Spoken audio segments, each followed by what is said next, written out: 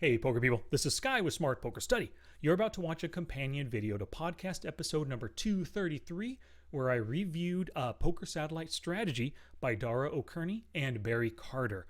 In this video, you're going to see me win a double or nothing sit and go, and then midway through that one, you're going to see another one start up.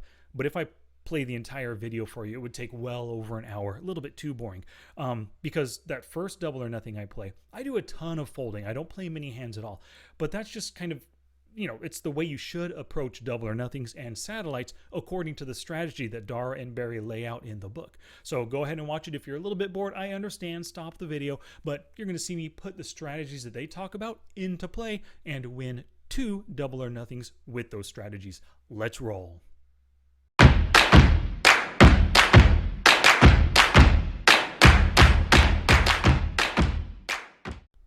Alrighty, hello there. The double or nothing tournament is just about to start. So I'm basically playing this. I generally did not like or do not like playing these types of tournaments. But since reading Poker Satellite Strategy, that book, I've just been practicing with these. And so far, I've played 3 double or nothings, a 750 and 2 150s, and I've won. I've doubled my money in all of them, in all 3. So this is the 4th one right here. So we're testing it. I should have recorded those other ones so I didn't have to record this one. But since I did good in those other ones, I figured, hey, why not try to record it, and we'll see what the video turns out to be here. Hopefully, I do end up playing well and winning, being one of the final 5 players. So what we're looking for here, and let me actually turn on the HUD, because I just started first game of the day. What we're looking for is to first off categorize our opponents. We need to know who is super loose passive, like Vinyl Ledge right here, who decides to limp in, and we also need to know who is overly aggressive, and we also need to know who are good solid players who probably understand ICM. Now, because he's limping right here, this player definitely does not understand ICM strategy, and satellite strategy, and definitely not double or nothing strategy. The goal isn't to just limp in and try to build a stack, right? You're looking for good opportunities to get maximum fold equity, to earn a lot of pots, and at the same time you're avoiding a lot of marginal situations and avoiding variance. When you're limping in right here, you're just asking the other players to come over the top and raise, and what are you going to do? You're going to call. Most likely, if me or Don Dunn or Armando decided to ISO raise, he probably would have called right there, right? Most likely going to the flop with a very poor hand. Well, he's got a 7 for a straight. He raises well. He might have a straight as well. They might both have 7s. I had a 7. Oh, I would have had the nuts right here. Well, that's okay. Yeah, so the goal is to avoid as much variance as you can, and limping into pots does not avoid variance. You're just asking for it. And then look, he called right there. What, he had a club draw probably, and he had the 7 to be betting. So you see, limping into that pot right there under the gun. Look, another one right here. This is what I'm gonna do. Anybody who I know is not a good satellite player nor a double or nothing player, I'm just gonna auto give them the green. Auto. Doesn't matter what their stats end up being. If they end up being super loose aggressive, I could have green here as well as orange for their HUD coloring. That's probably what I'll do. But we'll see what happens. I don't know yet. But we see a limp and a raise, good. And then a call, you're just asking to enter the pot with four-way action. You don't know what you're doing either, DMC. So I'm going to say like that. And it's just a $3.50 tournament. What else do we got here? A $7.50 or a $7 that might go off, and a $1.50. Those aren't going to go off. Not anytime soon, at least. So as you can see with my HUD right here, here's Don stats. Let me just double check, make sure I'm on the right one. Yep, that's it. And I like the layout where everything is. That's his stats. Mine are right up here. The 77 is the number of big blinds that I have, and I always have that in red for any tournament I play, and in my smart HUDs, Well, we're just checking pretty darn wet flop. Flush draws, straight draws abound.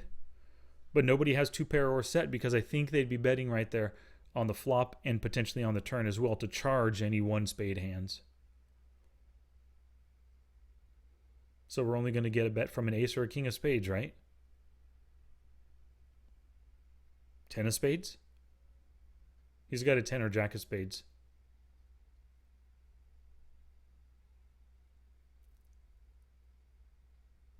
We'll never know. 65, easy fold. One of the things I learned about from the book by Dara, Kearney, and Barry Carter is that it's really important to play pretty darn snug in the early stages. You just want to reduce variance as much as possible. Just get involved in good situations where it looks like your opponents are folding, or you're going to have position, or the callers are some of the worst players at the table, that kind of thing. Look at these 2 more limps right here. I've got to give you guys the green. And I think green is definitely justified on this player after calling with 2 players yet to act. A 6 big blind ISO. Oh, well, he's got a good hand. Got a good pair. Potentially just an ace king, and he wants to bluff here. But there you go.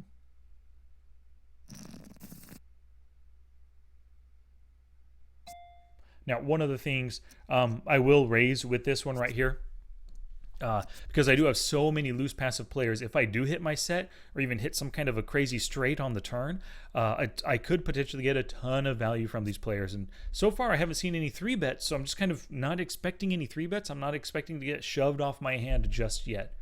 So that's good, but no need to c-bet here. Let's see how he plays. We've seen some loose passiveness. About half pot. I'm just going to give up on that one. If I had an overpair, 5-5-7, I would have called. But the underpair, no. And that was less than half pot bet. So we'll pay attention. We'll look for that in the future. A limp right here too? Man.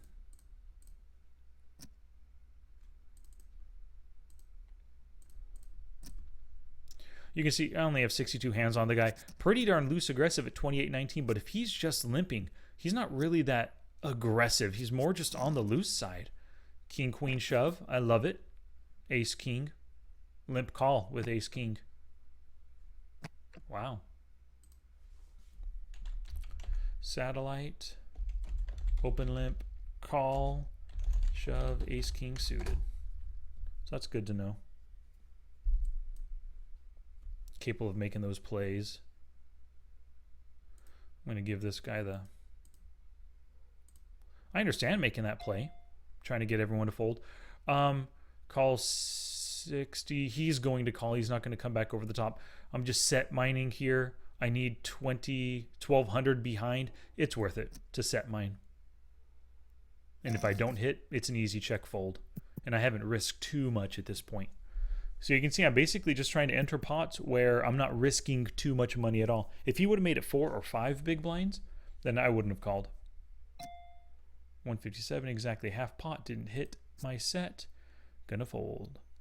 So one of the things here within the book, and I'm sure I'm going to talk about it within the podcast, but when it comes to playing tournaments and playing really tight like this, things could be pretty boring. Even if you're just one table, or even if you're like 2 or 3 tabling, if you're just constantly folding all the time pre-flop and on the flop, looking for good spots to shove and everything. But if you're paying attention to the table like we are right now, talking through everything, watching the action, seeing who's limping, who's raising, all that stuff, you have enough to think about. You should not be bored. And actually one of the later chapters within the book covers boredom and the mental game. 15-6, tight aggressive player, not limping, good. I like it. You had to have good. He had to have expected the shove right there versus a short stack. So that's why he did raise. Oh, it happens.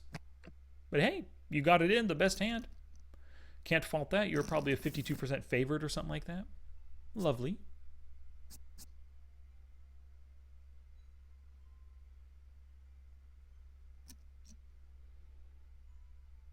I'm going to shove because I bet he can call with worse. I bet he can call with 10s and 8s, ace queen, something like that. I bet you he can.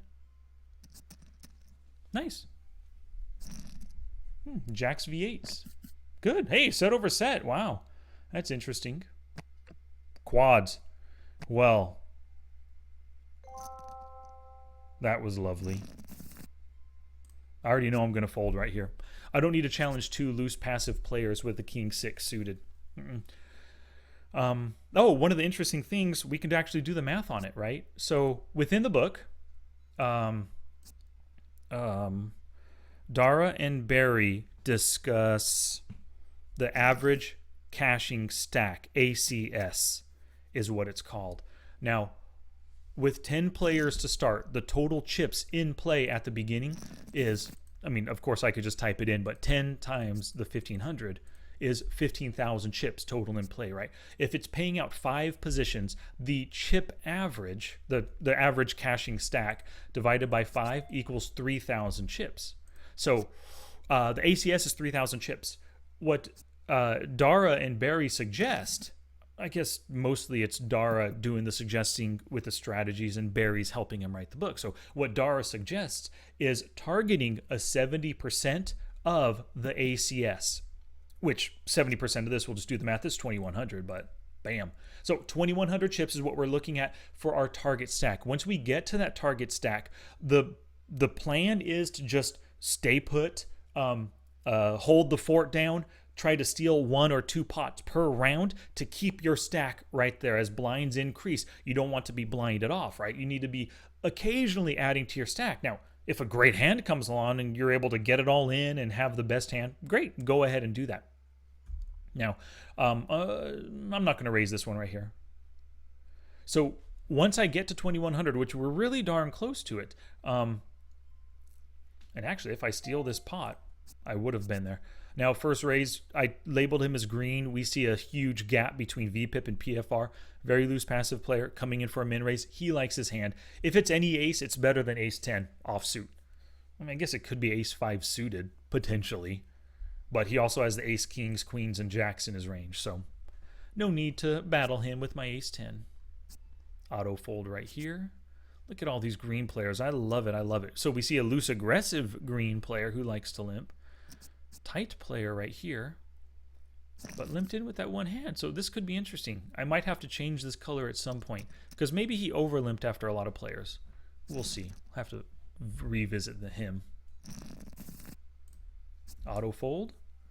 So once again, just trying to conserve my stack, not taking any stupid chances, not increasing variance in any way. So, yep. And this is the easiest for me when it comes to, I don't have a ton of time to be playing full-on satellites, because they can take like 2 or 3 hours. You know, I normally don't have the kind of time during the day to put 2 or 3 hours to a game, to a tournament. So these are my next best practice. Now, when it comes, if I do go to the World Series of Poker this year, I will play in some super satellites, and I might even start entering some super satellites like on the weekends on my online sites. Jack and a 4 and a pocket queens. Nice. Got some value there. Good rates. Wait, you called with Jack 4? Or did he limp in? Oh my gosh. Open limp with... What are you thinking? He was in the cutoff. Now, it is a double or nothing, so I guess I could put Don instead, come to think of it. I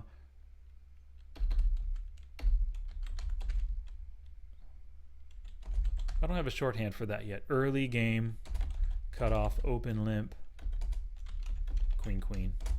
I do not understand that. You just let that Jack 4 come in, and he hit a Jack on that flop, right? It's so easy to let a Jack 4 come in and Jack and a 4 hit 2 pair, and now you're deaders. I don't get it. I just don't get it. So we are going to definitely give you the green here as well. You are a little bit aggressive, but coming in, open limp, queens. Raising 65. Okay, now you're showing a little bit more aggression. Good for you. But I think in general, if I just basically stick to tight aggressive play, don't take crazy chances, I have a very good opportunity to cash this one. Extremely good. Hey, thanks for the walk, fellers. Now, some of the stats, actually, let's take a look at my notes. Look at these. These are my notes from reading the book. I'm in the mental game portion right now. 11,000 words notes that I've taken here, right? But let's go to, what was that? Oh, that's what I was thinking. HUD. Where was that? Mega satellites, early game. Oh, there it is. Useful HUD stats. Cool. And this made total sense to me, but I still took note of this stuff. VPIP and PFR are important to help you gauge right away what kind of player you're up against. I might come in for a steal. No raises. No 3-bets so far. Yeah, I'm just going to fold at this point. No need to try to ISO this guy who just showed some aggression on that prior streak. Could be limp raising.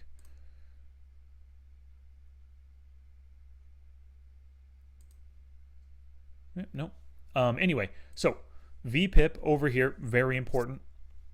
Tells you exactly what kind of player that you're up against. And like I've talked about in the podcast before, even at 19 hands, 32-21 is pretty indicative of a loose aggressive player. Playing 32% of hands, raising 21% of the time. He is laggy, but I'm giving him the green up here because he's capable of limping and probably just giving too much value. And calling all-ins probably pretty wide as well. My guess. Same thing here, 20 hands, but 45-25 total lag. I gave him the green because we saw a limp, but then a 5/0, he's probably a pretty nitty player right here. We'll have to see, but I could classify him as a red instead for a nit. Green's good, green's good, green's good. 14-6, this guy might be, it's also just 116 hands. He could be a tight aggressive player.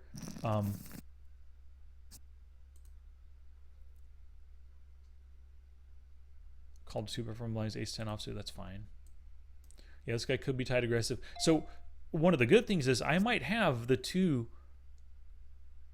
most tight aggressive players on my direct right. So I have position on him. Loving it. Okay, so VPIP limp percentage is pretty important too, which I could always make like a satellite HUD or just add the limp to the HUD itself. But if I want to see limp, I just click on this. Assassin Auto pop-up has it right up top there. When you find a weak player. So raise and then fold to 3-bet, of course, is very important. That's what this fold to 3-bet after raising, that's what this statistic is. That's good to know because if you have a good opportunity to 3-bet re-steal, you want to take advantage of those. You can see these players, 22 hands, no 3-bets against them yet, so I haven't seen anything.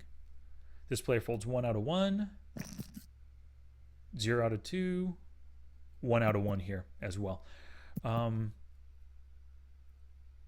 Limped pot, limp, call, check, deuce, deuce, 10. The first one who bets is going to take it down. Hard to hit board. Vinyl edge is folding, I bet. Oh, calling. So you slow playing a deuce, or you have a 10, or you just have 2 overs that you don't want to fold.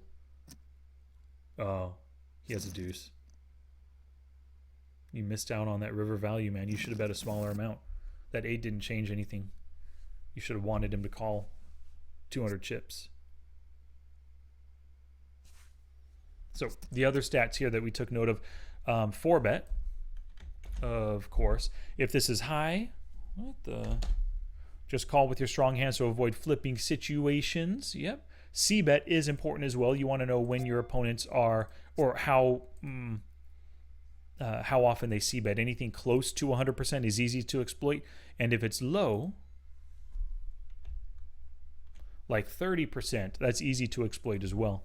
If a 30% C-bet or C-bets into you, pretty easy fold most of the time.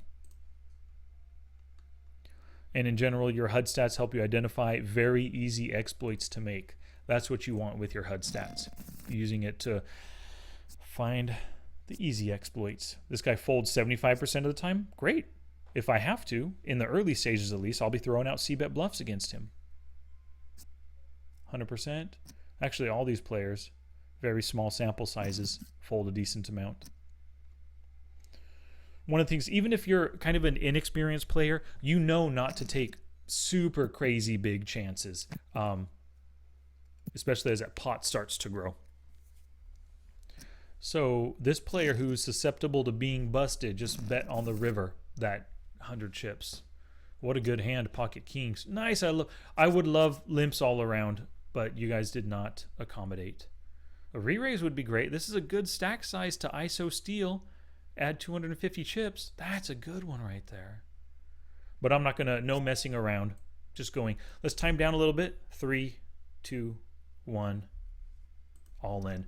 Let him think that I'm bluffing. I have pocket eights I'm doing this with. You can call with ace queen. That happens as well. Nice. A6 is good. We'll see what happens. Anything can happen, you know, turn or river. Hey, good, we won. Knocked out a player. Now you could see our target was 2,100 chips. We are up to a lovely 2,900. So it's totally stack preservation time. We're 100 chips shy of the ACS. Oh, wait, we're actually right at ACS, 3,000 chips.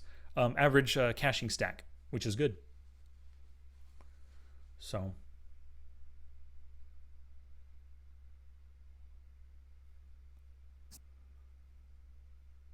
if anybody limps in, I think I'll have fold equity. I'm just shoving. 3, 2, 1. They saw kings. He's going to fold.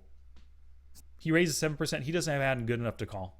Yeah, cool. Took it down. So you can see, padded our stack just a little bit more, up to 3,300 chips now. And so what we're doing is, like I said, just hanging tight, looking for really good opportunities like that pocket jacks and pocket kings.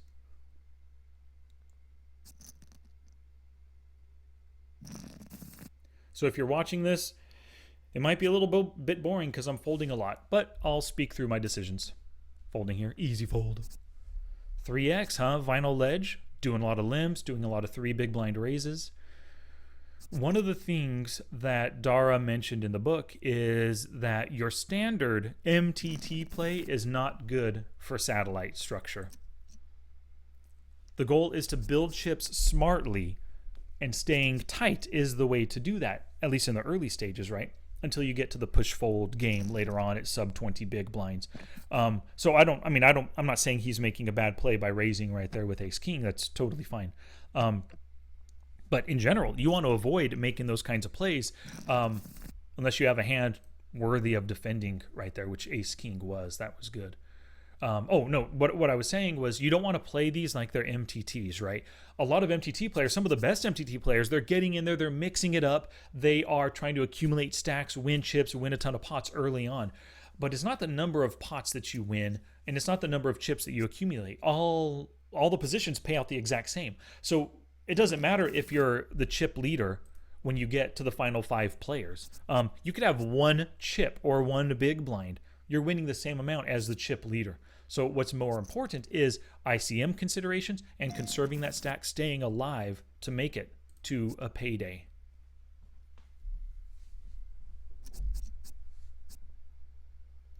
And I'm really glad I read that book because leading up to that, I played these games just like any tournament. I didn't realize. So when I say these guys don't know what's going on, yeah, they're a lot of them are probably like me. I mean, I don't limp in like they do, but they're probably like me. They're just playing this like a normal tournament.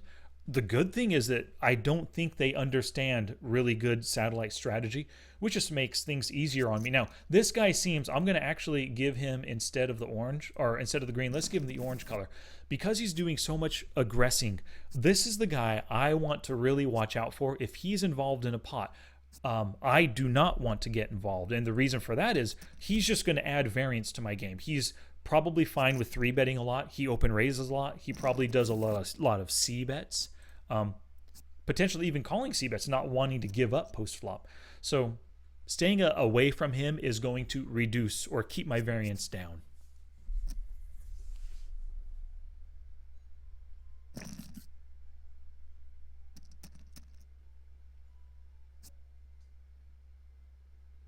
Nice. I would love it if you had a king. You would have auto-called if you did, though.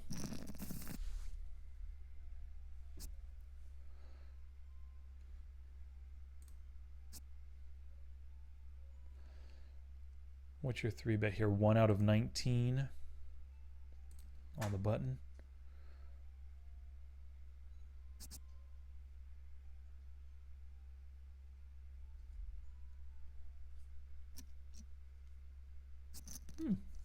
You wanted action, huh? That was weird. How do you get that amount? Was that 2/3 pot or something? I don't know what that was. Didn't look like he typed it in. 456?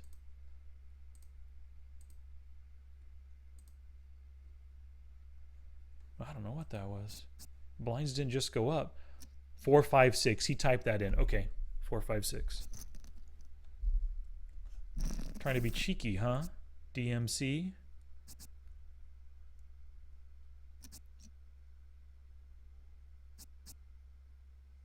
Min raise. You're not getting him to fold, man. You could be eliciting a 3-bet, though. That's always a possibility here. Let's put it over here.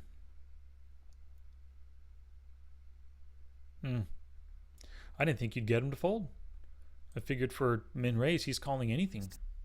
So I guess he can be selected, or selective, or he just has 7 deuce and it's never worth calling. See, at this stage, Armando, by making these min raises, he's just asking for the blinds to call to go to post flop play at this point. Which, like Dara says, post flop, just with the opportunity to put more chips in, just adds to your variance right there. But his min raises are working. Look, he's developing a chip stack right there. He's got greater than the average caching stack, so looking good, dude. We've only lost 2 players, so everybody's willing to fold. Wow, so this guy Armando, maybe I won't give him the green, although he's not doing any shoving or anything. Let's is it black standard? Yeah, let's put it back to black. Actually, let's give him the orange. He seems pretty aggressive. Nice, thanks for the walk, fellers.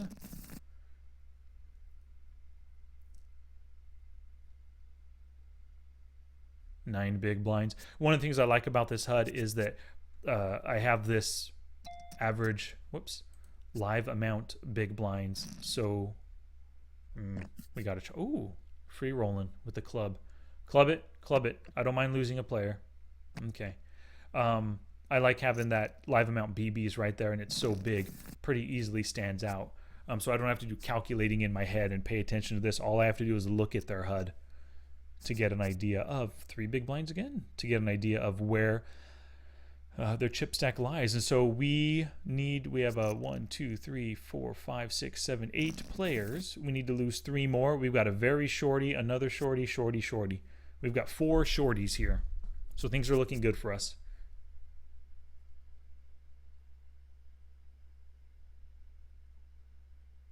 It's a great spot to shove, man. He doesn't want to double you up. It's a great spot to shove.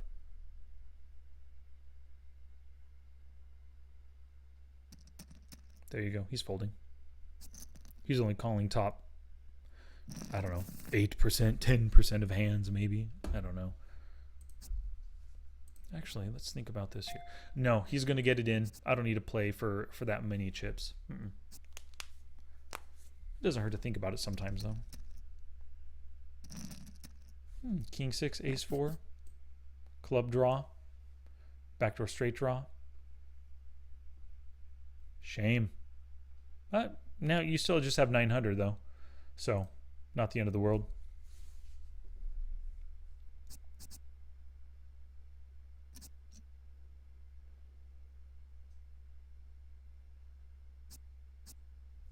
Holy cow! The $7 double or nothing started. I didn't deregister from it. Looks like we get 2 for the price of 1 today. Actually, let's shrink them.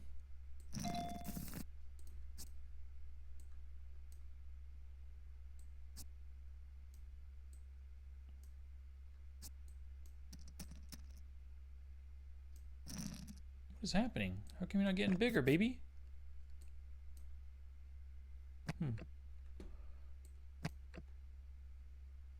That's fine. We'll just keep it like this. So we've got the first table on the left that we were in, the 350 right here. He just doubled up against Armando. Armando losing some of those chips that he worked so hard at min betting to develop. Oh, all in Kevin Bob. Min 3 betting, huh? Over a min raise. What is that about? You've got a C bet here, buddy. So we've got 3 players we've already tagged as green, which is good. This is still the table to be paying most attention to, for sure.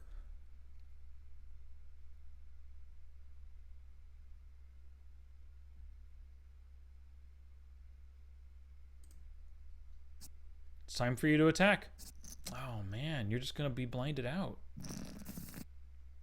And that's good.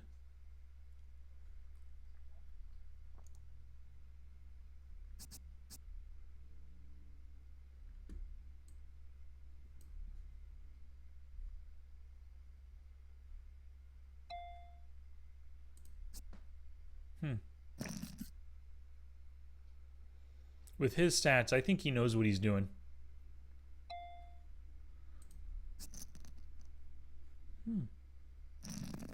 Donk lead, took it down.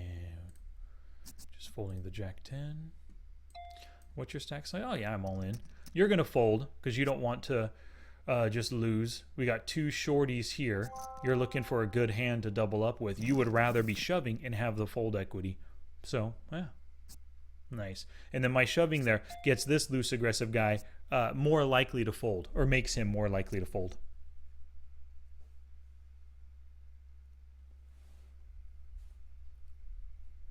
Yeah, one of the things I really liked from the book was the most important equity that you can have in a tournament is fold equity. In a satellite tournament is fold equity. So shoving when you have those ace X hands. Oh, nice. Min raise fold. First time. Shoving when you have those random ace hands. It's a little bit better than shoving mid pairs and suited connectors and broadways and stuff because you block their ace king, pocket aces, ace queen, that kind of stuff. Nice. Now, how did you play those aces? You were under the gun. Did you limp? Because I wasn't watching the hand. Oh.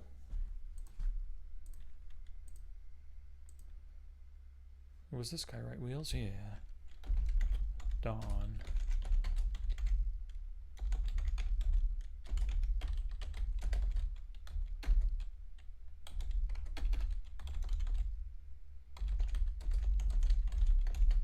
Oh, two big blinds going to double up unless we get an ace. Nice. Good. Lost another player. So as you can see, we have 1, 2, 3, 4, 5, 6, 7 players. We only need to lose 2 more. We've got a shorty 5 big blind, a shorty 2 big blind. We have a very good chance. Our seat is basically locked up right now with how aggressive this guy is, how aggressive he's been. We could just do a lot of folding and let these players tackle each other, take each other out. And we're going to cruise into the money. Oh, nice. Oh, he has a good hand then, which is great. We're going to lose another player. Come on, Charlie. Charlie, if he had a good hand, he could have called right here knowing he's going to call. And he's basically, with all this stuff in the pot, he's basically quadrupling up with a good hand. Charlie would have. Aces, V9s. Nice. We're down. This is the money bubble, people. This is what we're always looking for, looking to get to this point with a pretty healthy stack. More than the target stack, for sure. Oh, hold on a second. Hold on. If you call, I will call, and you call too. You guys didn't call? Fudge, man. 250 to try to win after my call and after his call. It's probably worth it. I'm going to call. You better not shove, though, dude. Tell me you know ICM and you understand it. Just river that, turn that 9. 7's good, too. I got a pair. 7 might win. It did it! Hey! Nice, dude. So just called right there. I even beat him. His ace 5 just didn't catch the river he caught. Wow, that was a nice little tournament there. How long? 30 minutes for one dawn. Yeah. Okay, cool. So it's pretty nice. We made a little moolah right there. Cool. So let's put this one back. Bring out that calculator. Once again, the math is still the same on this $7 game. ACS, average caching stack, still the exact same size. 3,000 chips. We want to hit 2,100. We're just playing tight once again. And I might as well finish this one out. I am going to deregister from the other $1.50 though, so that this video is not freaking 2 hours long or an hour and a half. King Jack suited.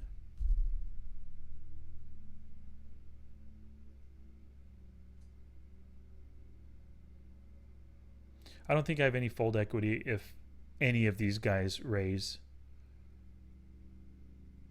I don't think I have fold equity. If he limps, there we go. If he limps, I have fold equity. He's the only one.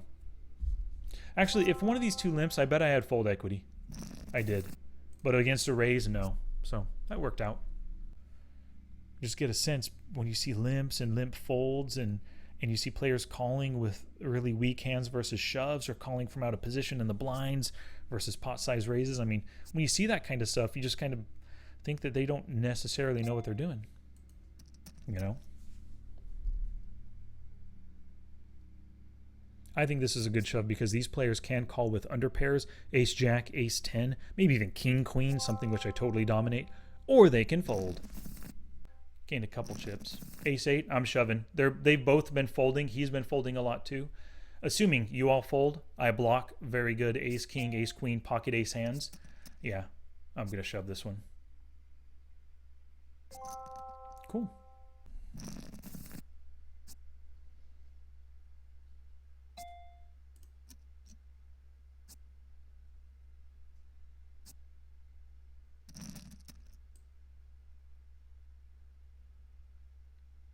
Five, four, king, 5-4 king. Thank you. We did it, guys. We did it. Woohoo! That was nice. That actually took a really long time. Okay, I'm out of here. Peace out.